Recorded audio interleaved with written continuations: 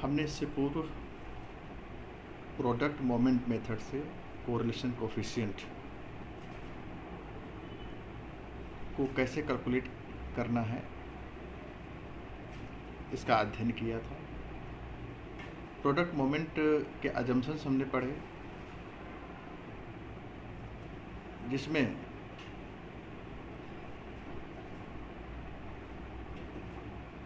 Linearity of the variables, अगर उन्हें graph में रिप्रेजेंट किया जाए दोनों वेरिएबल्स को, तो एक स्ट्रेट लाइन प्राप्त होती है। उसकी इस विशेषता को दोनों वेरिएबल्स के प्राप्तांक फुलफिल करते थे। इसके अलावा दोनों वेरिएबल्स कंटिन्यूअस थे।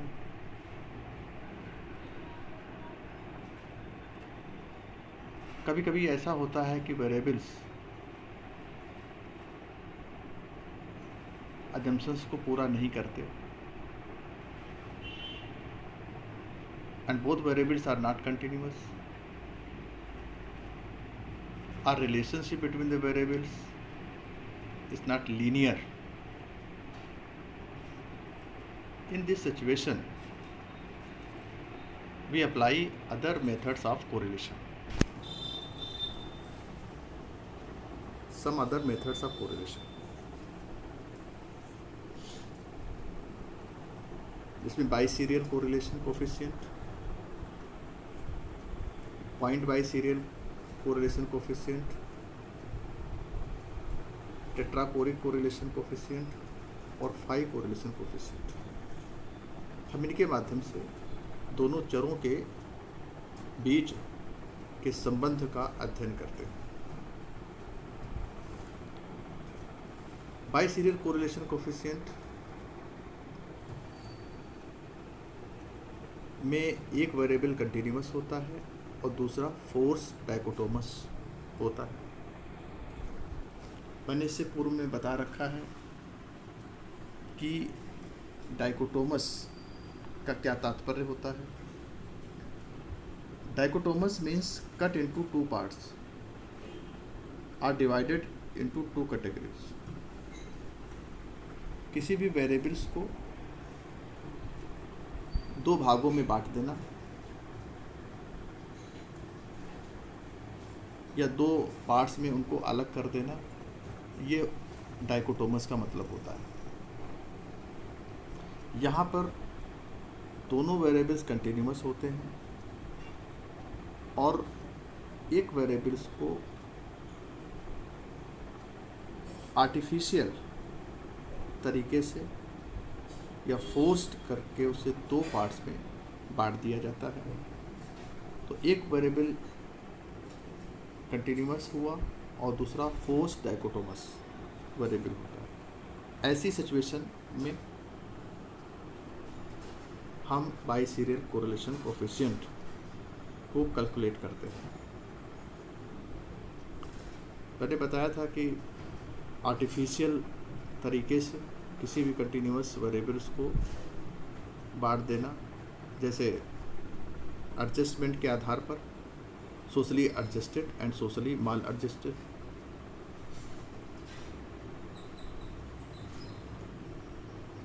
या social minded and mechanical minded, success के आधार पर सक्सेसफुल एंड अनसक्सेसफुल,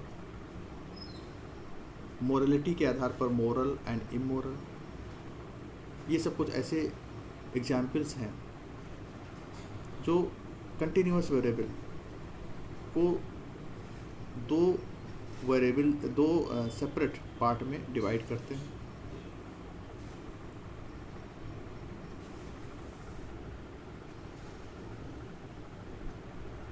ऐसे वेरिएबल्स को हम फोर्स डाइकोटोमस कहते हैं। इससे पूर्व में भी इसका डिस्कशन हो चुका था। इसके अलावा पॉइंट बाइसीरियल कोरिलेशन कोफिशिएंट में एक वेरिएबल कंटिन्यूअस होता है और दूसरा ट्रूली डाइकोटोमस होता है। हमने बताया था ट्रूली डाइकोटोमस, या इसको बोलते हैं नेचुरल डाइकोटोमस, यहाँ पर कोई आर्टिफिशियल क्रूशल पॉइंट नहीं होता है डिवीजन का, बल्कि वह वेरिएबल ऑटोमेटिक दो वेरिएबल्स में या नेचुरली दो वेरिएबल्स में डिवाइड होता है। मैंने फिर कहा कि here we do not apply an artificial crucial point for the division, जबकि फोर्स डाइकोटोमस में एक आर्टिफिशियल पॉइंट होता था, या मीडियन के आधार पे हम दोनों ग्रुप्स को अलग करते हैं। यहाँ पर कोई मीडियन नहीं है, यहाँ पर कोई क्रूशल पॉइंट नहीं है डिवीजन का। यह वेरिएबल स्वतः नेचुरली दो पार्ट में डिवाइड हो जाता है, जैसे मेल एंड फीमेल, कोई डिवीजन पॉइंट नहीं है। लिविंग एंड डेड,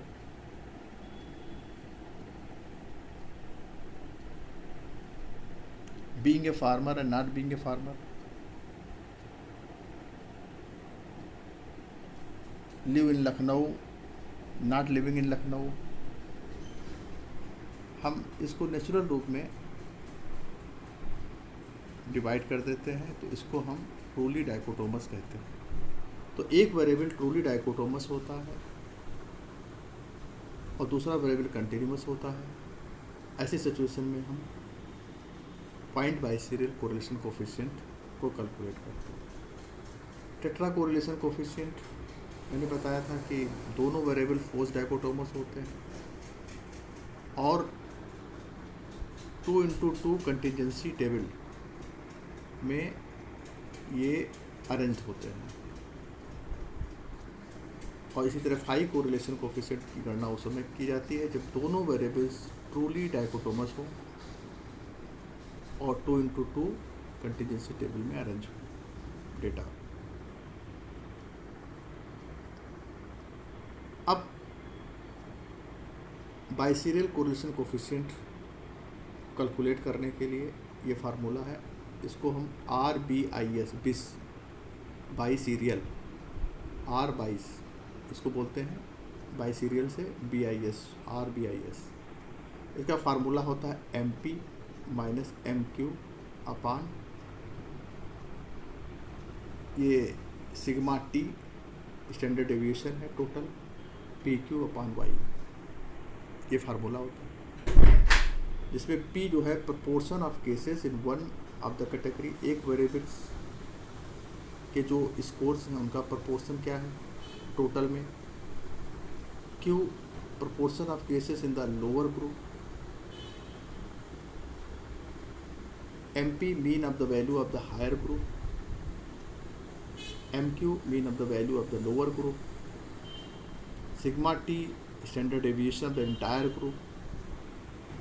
और Y जो होता है height of the ordinate separating the portion P and Q।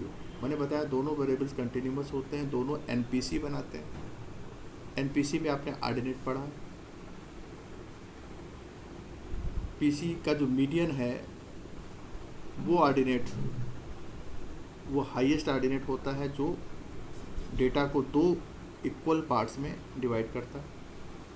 इसी तरह से यहाँ पर वो Y वो ऑर्डिनेट होगा जो P और Q को दो पार्ट्स में डिवाइड करेगा। इसी तरह से RPBIS इसको बोलते हैं पॉइंट बाय सीरियल सिचुएशन। मैंने बताया कि एक वेरिएबल कंटिन्यूअस है, दूसरा ट्रूली डाइकोटोमस है, तब हम RPBIS का प्रयोग करेंगे, फार्मूला ये है। इसी तरह से टेट्राकोरिक, जो दोनों फोर्स कंटिन्यूअस वेरिएबल्स होते हैं लेकिन दोनों को फोर्स डाइकोटोमस किया जाता है या आर्टिफिशियल डाइकोटोमस किया जाता है, तो उनको दोनों को डेटा को AB और CD ये दो 2x2 कंटिन्यूअस टेबल में रखा जाता है। यहाँ पर तीन सिचुएशन बनती हैं कि जब AD की वैल्यू BC से ज़्यादा होती है तब टेट्राकोरिक कोरिलेशन कोफिशिएंट का formula cos 180 degree multiply under root B C upon under root A D plus B C होता है। When B C is greater than A D तो फार्मूला जो है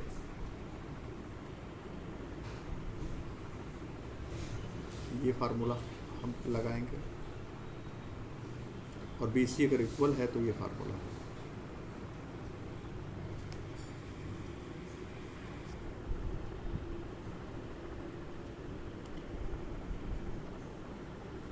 इसी तरह से टेट्राकोरिक में फाई का निकालते हैं, कंडीशन मालूम है, दोनों में ट्रूली डाइकोटोमस हो, कंटीजेंसी 2/2 की कंटीजेंसी टेबल में इनको इस कोर्स को अरेंज किया जाए तो फाई का फार्मूला ये होता है, इससे हम कोरिलेशन कोफिशिएंट निकालते हैं।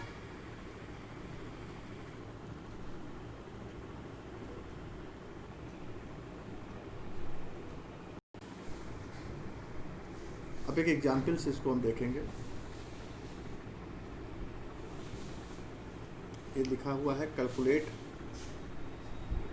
By serial correlation coefficient between success in examination. एक वेरिएबल है सक्सेस इन एग्जामिनेशन और दूसरा है मोटिवेशन। सक्सेस इन एग्जामिनेशन और मोटिवेशन, ये दोनों वेरिएबल कंटिन्यूअस वेरिएबल हैं। अगर इनके डेटा को प्रॉपर्ली डिस्ट्रीब्यूट किया जाए तो एक नॉर्मल डिस्ट्रीब्यूशन आपको प्राप्त होगा। लेकिन यहाँ पर सक्सेस एग्जामिनेशन को फोर्सफुली या आर्टिफिशियली दो पार्ट में डिवाइड किया जाता है, एक पास और एक फेल। इसको फोर्सफुली, यहाँ पर ये कंटिन्यूअस वेरिएबल है लेकिन फोर्सफुली इसको दो पार्ट्स में किया जाता है तो ये डाइकोटोमस हो जाता है। और एक वेरिएबल ये है आपका मोटिवेशन, ये भी कंटिन्यूअस वेरिएबल है, इसको एज इट इज रखा जाता है। तो बाई सीरियल की कंडीशन पूरी हो गई, एक कंटिन्यूअस है, ये कंटिन्यूअस है, और दूसरा ये डाइकोटोमस है, दोनों कंटिन्यूअस हैं। अब हम इसमें से बाई सीरियल कोरिलेशन कोफिशिएंट की गणना करनी है। हमें मालूम है कि फार्मूला उसका क्या होता है, ये सिंपल फार्मूला है। तो हमें क्या क्या निकालना है, हमें एमपी निकालना है, एमक्यू निकालना है, मतलब मीन निकालना है दोनों डेटा का, सिग्मा टी टोटल निकालना है, पी और क्यू कैसे निकाला जाता है और वाई ऑर्डिनेट हम कैसे निकालते हैं, इनको समझ लें तो इस फार्मूले में रख देंगे। सिंपल आपको RBIS निकल आएगा।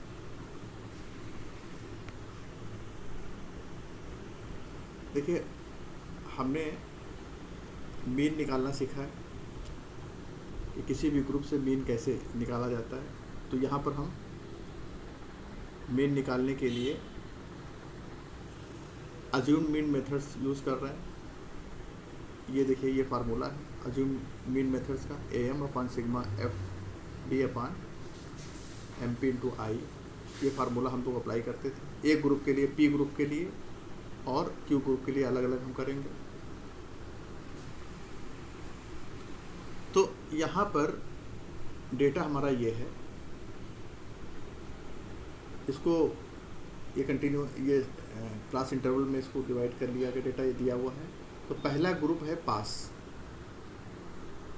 पास की फ्रीक्वेंसीज ये हैं और फेल्ड की ये फ्रीक्वेंसीज हैं। इसको हमने P मान लिया और NP निकाल लिया, टोटल N है 43। इसी तरह से जो है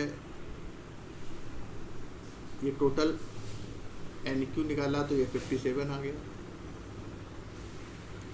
ये गिवन रहेगा। और इसी तरह से पूरे ग्रुप का की टोटल फ्रिक्वेंसीज हमने निकाली, पूरे ग्रुप की टोटल फ्रिक्वेंसी ये है, टोटल F, तो ये है 100। अब सिंपल हमें मीन निकालना है और वो मीन जो है इस ग्रुप का निकालना है, P ग्रुप का मीन MP। कैसे निकलेगा, सिंपल हम अज्यूम मीन मेथड से इसको यूज़ करेंगे।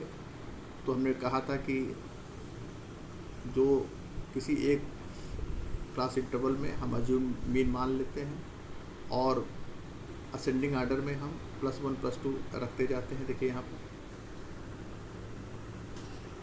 ये -1 -2 रखते हैं। इसके बाद हम एफ फ्रिक्वेंसी दी है, ये एफ फ्रिक्वेंसी है और ये डी है। इन दोनों को हम मल्टीप्लाई करेंगे तो एफ पी डी निकल आएगा, एफ पी डी।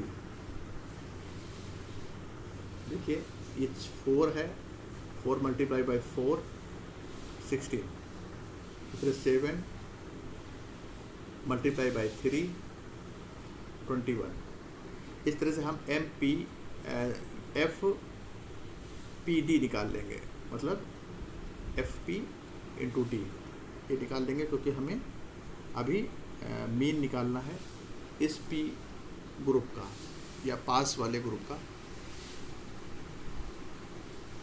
इसी प्रकार हम सेकंड ग्रुप जो है हमारे पास, सेकंड ग्रुप ये दिया हुआ है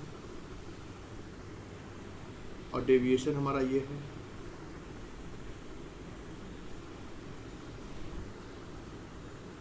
अब इनको हमें मल्टीप्लाई करना है। तो यहाँ पर देखिए ये 2 है और ये 4 है, इसको मल्टीप्लाई करेंगे तो 8 आ जाएगा। ये 4 मल्टीप्लाई करेंगे इस 3 से तो ये 12 आ जाएगा। इस तरह से हम एफ क्यू डी निकाल लेते हैं, क्योंकि हमें एम क्यू भी निकालना है अज्यूम मीन मेथड से। इसके बाद ये एफ इंटू डी निकाल लेते हैं। एफ मतलब टोटल फ्रिक्वेंसी, ये टोटल फ्रिक्वेंसी है।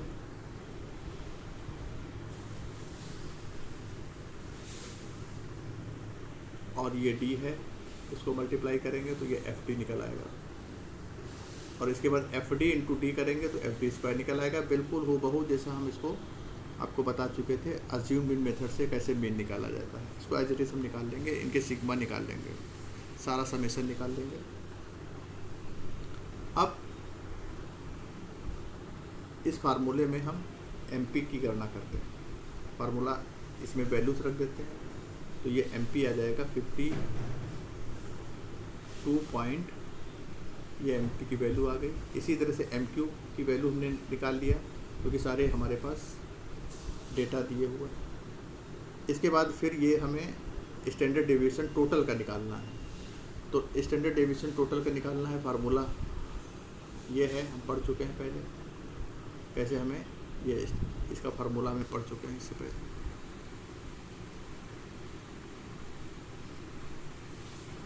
इसको हम रखेंगे तो इस तरह से हमारा ये सिग्मा ये निकल आएगा। सारे डेटा हमारे पास ऑलरेडी कैलकुलेटेड है। अब हमें पी प्रोपोर्शन निकालना है। इसमें टोटल एन कितना है, फ्रीक्वेंसी, टोटल फ्रीक्वेंसी में से एनपी की फ्रीक्वेंसी हम डिवाइड कर देते हैं तो हमारा पी का प्रोपोर्शन निकल आता है, वैल्यू पी की निकल आती है। कैसे, ये देखिए यहाँ पर एनपी दिया है 43, मतलब पी वाले ग्रुप की सफल होने वाले बच्चों की फ्रीक्वेंसी कितनी है, 43 टोटल फ्रीक्वेंसी। और टोटल आप देखिए दोनों को जोड़िए, पास और फेल को, तो ये टोटल फ्रीक्वेंसी आपकी निकल के आ रही है सामने। ये टोटल फ्रीक्वेंसी निकल के आ रही है सामने। इसको ऐड करेंगे तो ये 100 आएगा। तो टोटल फ्रीक्वेंसी 100 है, एनपी 43 है। सिंपल इसमें आप वैल्यू रख दीजिएगा, एनपी 43 है अपान एन है 100। तो ये इसको 100 को 43 से डिवाइड करेंगे तो 0.43 आ जाएगा, ये वैल्यू पी की निकल आएगी।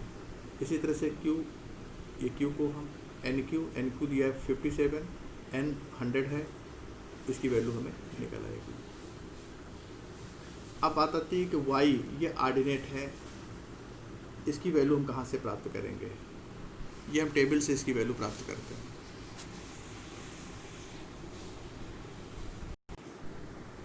ये देखिए, हम ऑर्डिनेट जो है फाइंड आउट करने के लिए या y की वैल्यू फाइंड आउट करने के लिए इस टेबल को देखते हैं। ये सभी बुक्स के पीछे अपेंडिक्स में मिल जाएगी। तो ये ऑर्डिनेट्स एंड स्टैंडर्ड स्कोर्स, ये ऑर्डिनेट्स को कैसे फाइंड आउट करते हैं। तो अभी हमने देखे कि दो ग्रुप हमने बनाया था, P और Q। तो area of the largest portion किसका था? Q का था। कितना था? 0.57। और छोटा भाग ये P था जिसकी वैल्यू थी 0.43। तो 0.57 और 0.43 में हम ऑर्डिनेट को देखेंगे। देखिए यहाँ पर 0.57 और 0.43। ये देखिए, ये 0.57 highest value of the group and smaller group की वैल्यू है 0.43। यही हमारी आई थी 0.57, 0.43। इस खाने में हम ऑर्डिनेट को देखेंगे तो ये ऑर्डिनेट की वैल्यू जो है हमें दिखेगी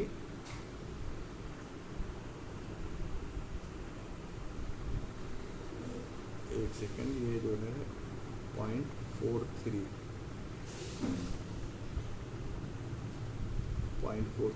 ये कॉलम जाएगा ना।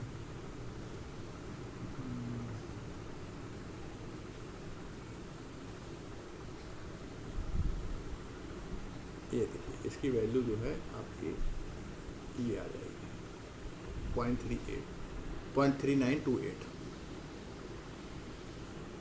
ये यहाँ से टेबल से देख लेंगे। तो 0.57 और 0.43 इस खाने में हम इसकी वैल्यू 0.3928 आती है। तो इस तरह से हम y को टेबल से पता कर लेते हैं। और वापस y की वैल्यू हमें मालूम हो गई, हमने टेबल से y की वैल्यू ये कैलकुलेट कर ली। अब आपके पास क्या क्या चीज़ें मिल गई हैं? आपके पास MP की वैल्यू है, MP की वैल्यू आपको मिल गई, ये MP की वैल्यू रही। MQ की वैल्यू आपको मिल गई, ये सिग्मा की वैल्यू आपके पास है, P की वैल्यू आपके पास है और Q की वैल्यू आपके पास है। और ये इधर आपका ऑर्डिनेट की वैल्यू है, ये ऑर्डिनेट की वैल्यू है और ये P और Q की वैल्यू आपको मिल गई। सारी वैल्यू आपकी मिल गई जो आपको फार्मूले में रिक्वायर्ड है। सिंपल फार्मूले में इस वैल्यू को रखते हैं। देखिए, MP, MQ, sigma T, PQ और Y, ये सारी वैल्यू आपके पास है। इनको आप इसमें रखेंगे और कैलकुलेट करेंगे तो R20 जो है 0.27, ये 0.27 इसकी वैल्यू आ जाएगी। यही आंसर होगा आपका। अब हमने अभी बाइसीरियल कोरिलेशन कोफिशिएंट को कैसे कैलकुलेट करते हैं इसको पढ़ा। अब ये टेट्राकोरिक कोरिलेशन कोफिशिएंट कैसे हमें स्टडी करना है। सिचुएशन हमने बता दी थी कि both variables are continuous but both variables are forcibly dichotomised. दोनों वेरिएबल्स को डाइकोटोमस किया गया है फोर्सली और उनके डेटा को A/B कंटिजेंसी में अरेंज किया जाता है। यहाँ पर आप देखते हैं ये है 2x2 कंटिजेंसी टेबल। अब एक एग्जाम्पल से इसको हम पढ़ेंगे कि कंप्यूट टेट्राकोरिक कोरिलेशन बिटवीन एडजस्टमेंट एक कंटिन्यूस वेरिएबल है एंड जॉब सक्सेस, ये भी एक कंटिन्यूस वेरिएबल है। दोनों को फोर्सफुली दो वेरिएबल में फोर्सफुली इनको दो पार्ट्स में ब्रेक किया गया है, जिसमें एडजस्टमेंट इसको एडजस्टेड और माल एडजस्टेड में ब्रेक किया गया है और जॉब सक्सेस को सक्सेस और फेलोर में ये किया गया है, ये दो वेरिएबल्स को। और इनके जो डेटा हैं उनको इस तरह से कंटिजेंसी 2x2 कंटिजेंसी टेबल में अरेंज किया गया है। ये पार्ट इसका ए कहलाता है कंटिजेंसी टेबल का। This one is A, this one is B, this one is C and this one is D, right. Here A D हम निकालेंगे, तो ए डी को हम ऐसे मल्टीप्लाई कर देंगे और बी सी को ऐसे मल्टीप्लाई कर देंगे, तो ये वैल्यू आपको निकल जाएगी। यहाँ पर A D is greater than B C, तो फार्मूला हमारा ये है सिंपल, ये आर टी, ये फार्मूला निकल गया। Correlation tetrachoric cos 180 degree into root square B C upon under root A D plus under root B C, और ये ऊपर ये डिग्री है।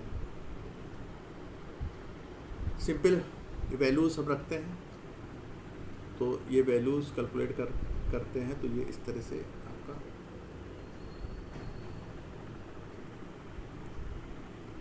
इसको सॉल्व करेंगे, तो ये कॉस जो है 83.5 आता है। इसको हम राउंड फिगर में कॉस 84 डिग्री मान लेते हैं।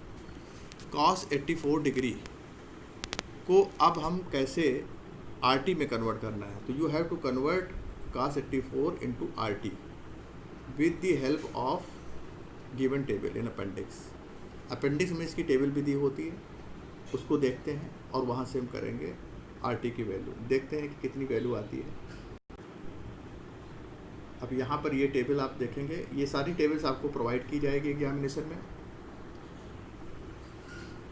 और आपको बस टेबल देखना आना चाहिए। जैसे यहाँ टेबल एच है, ये देखिए कॉस को आर टी में कन्वर्ट करता है ना, कोजिन एंगल दिया हुआ, तो हमारा आया था 84। सिंपल यहाँ पर आप देखिए ये एंगल दिया हुआ, ये एंगल है, ये एंगल दिए हुए है, और ये कॉस की वैल्यू दी हुई है। हमारा कॉस की वैल्यू कितनी थी? 84। ये आर टी की वैल्यू, कोजिन की वैल्यू दी आर टी की। अब यहाँ देखिए हमने जो है 84 डिग्री हमारा एंगल था, 84 डिग्री, तो हमारा ये एंगल यहाँ आता है 84 डिग्री, और 84 कॉस 84 की वैल्यू है 0.105, 0.105।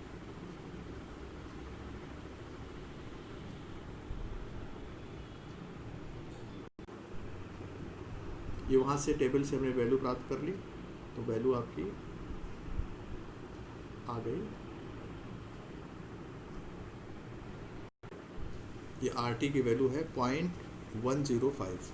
तो इस तरह से हम 2x2 कंटीजेंसी टेबल में के माध्यम से टेट्राकोरिक कोरिलेशन कोफिशिएंट की गणना कर पाते हैं।